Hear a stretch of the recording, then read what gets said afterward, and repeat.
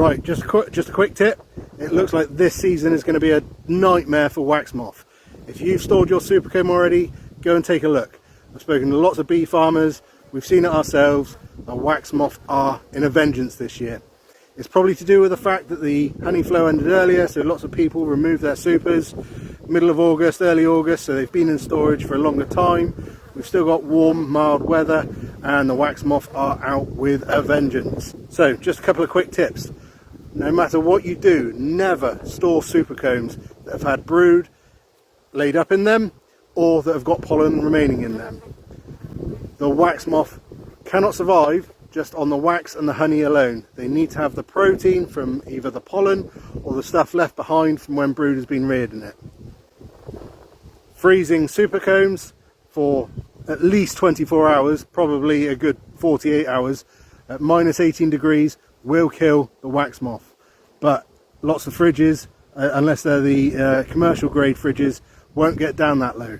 So long periods of time, we quite often freeze them for a week at a time. That will kill all of the wax moth larvae and eggs inside those combs. Another tip, if you've got an infestation, then sulfur discs. You can get little sulfur discs, they come in a little round tin, and you stack your supers up into a big pile, you put the sulfur disc underneath and you burn it. Stand well away because it creates sulfur dioxides, and that sulfur and those fumes go up through the supers and fumigates the supercomb. It kills all of the wax moth larvae. That only lasts for a couple of weeks, so it's one of those things you've got to keep doing, or you do when you notice that you've got wax moth in your combs. Another treatment is acetic acid. So acetic acid is basically vinegar.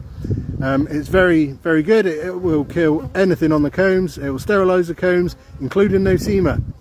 But the trouble is with acetic acid is because it's acidic, it will rust and rot all of the metalwork inside the supers. So all of your pins, any frame runners you've got. So just be aware of that one. Once the weather cools down and we start getting some frosty nights, then we'll start moving the supers out overnight so that the frost can really start knocking back those wax moths. Another thing wax moth don't like is light, airy combs. So if you can store your combs in your supers somewhere nice and light, somewhere bright, and occasionally if you can pull one or two of the combs out and spread them out, they don't like that. They like to have the gap between them so that they can spread their frass, that's the webby stuff that they leave behind, in between the combs. If you want to check out more about wax moth, check out a link in the description below to our blog post all about wax moth and how you can treat for them. So there you go. Protect your supercombs. It's gold, and this year is going to be a difficult one for wax moth. Catch you later.